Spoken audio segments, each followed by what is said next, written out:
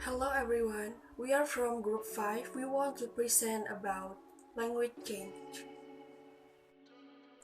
Language change. Language change through time and historical linguistics is the branch of linguistics that provide a cinematic study of this phenomenon.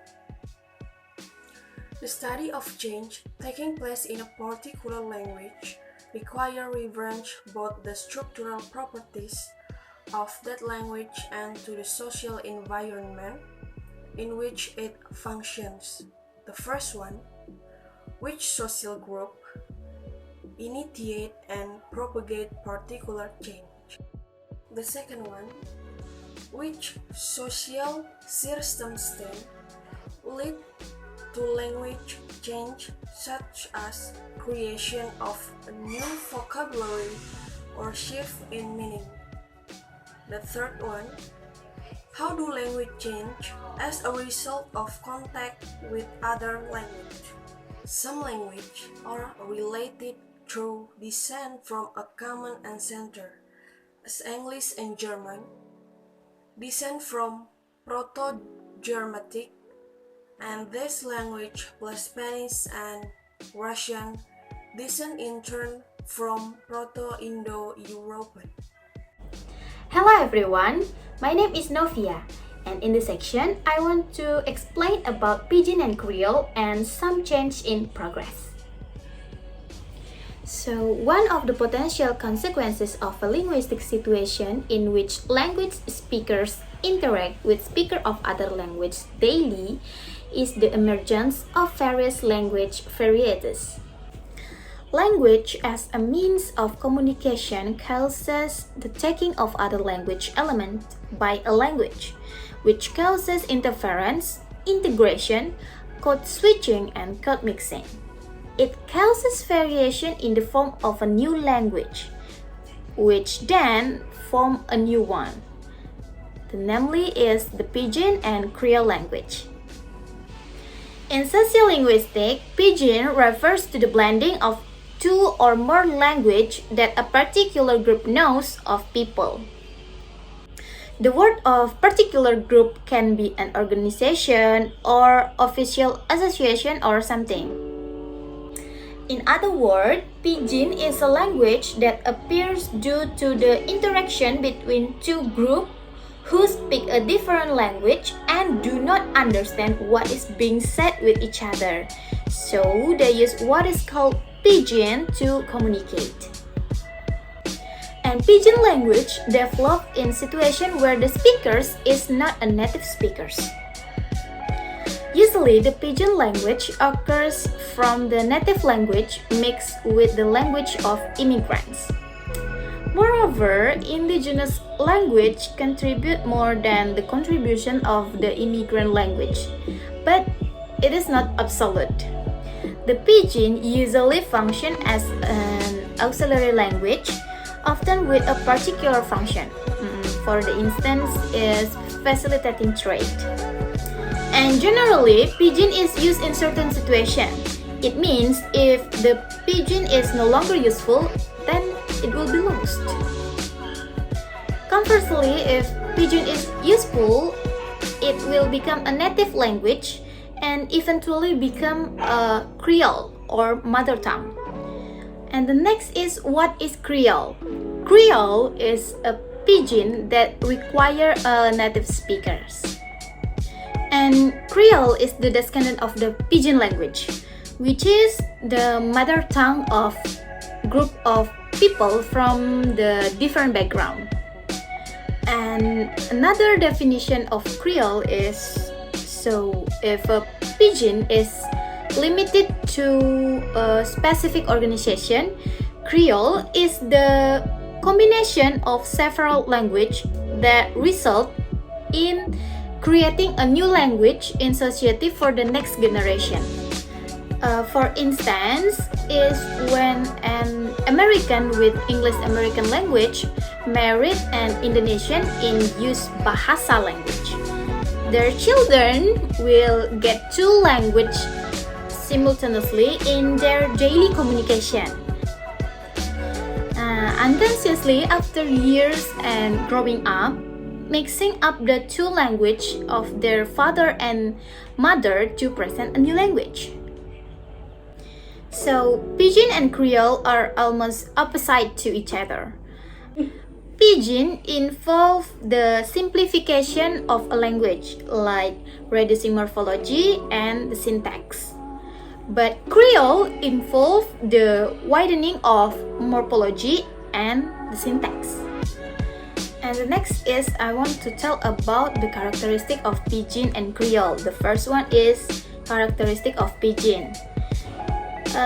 First characteristic is the most distinctive feature of Pidgin is the lack of morphology. And the second is a Pidgin is not simply the result of heavy borrowing from one variety into another, since there is no pre-existing variety to which item may be borrowed.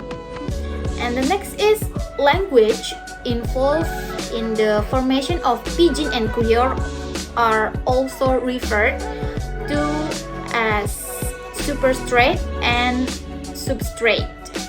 The dominant language in constitutes called superstrate, and the less dominant language are the substrate.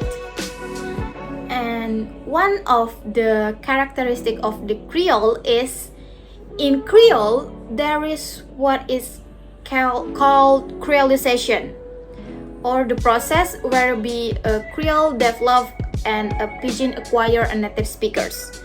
Creolization may occur at any of the development stage of a Pidgin, and depending on the developmental stage at which Creolization starts to happen, gradual Creolization or abrupt Creolization. So many contact language show a simplification in their early stage, and this may change or may continue.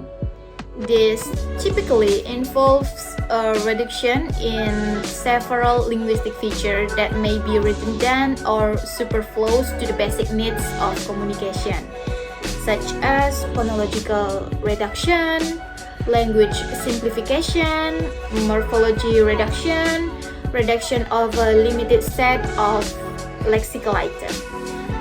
But the subtraction that occur do not make the language easier to understand, because there are situations where the speakers need to communicate with each other, which causes the need to understand the pragmatics of communicative action to be able to interpret the message. Okay, I think that's enough from my explanation of Pidgin and Creole and some change in progress. Thank you. Assalamualaikum warahmatullahi wabarakatuh. My name is Sherina Nurhidayati, and I want to explain about the mechanism of change and language death. The mechanism of change. According to Hockett, there are three main mechanisms, that is, sound change, borrowing, and analogical creation. The sound change and the resulting phonemic change led to a shape change in countless forms. Sound change functioning as a mechanism for the production in certain other kinds of change, such as phonemic change, shape change, and in part grammatical change. And then borrowing. French words coming into English after Norman conquest brought some new phonemic distinction, such as the contrast between F and V. Here, then is a second important mechanism of phylogenetic change that's called borrowing. Borrowing is not always from one language into another. Sometimes it's merely between dialects.